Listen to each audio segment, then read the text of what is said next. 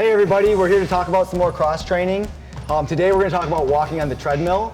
This is another great activity for cross training, a way to enhance the strength training that we're doing and help ourselves recover in an active fashion. So the one thing we want to focus on with the treadmill is that we want to keep this at an easy pace. Again, we might break into some intervals, but this is only walking. We're not looking at running at all right now. This is just a way for us to recover.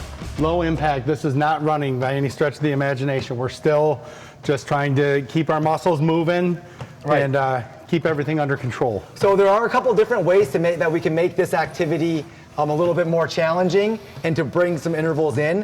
One is to play around with speed like you would do on the bike or resistance or on the rowing machine. Another way that we can do this without touching speed at all is we can add incline. And we can actually make it so that a lot of treadmills offer some sort of an incline feature so that we can make this uphill.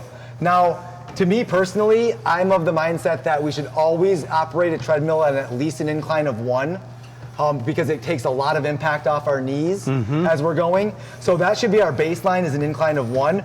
But as you're going, if you think, oh, this is a little bit easy, I want to make this a little more challenging, you can always increase that incline, go for a couple minutes, and then go back down to your incline of 1. So I went up to 15, which is pretty high. It's only to exaggerate so that you can see on the camera that obviously there's an incline here, and this doesn't seem to go down. But yeah, now I'm going to go back down. Yeah, like Nate said, in addition to speed, incline is a great way to increase the resistance. Now on the treadmill, if you have to hold on for safety or for confidence, that's okay.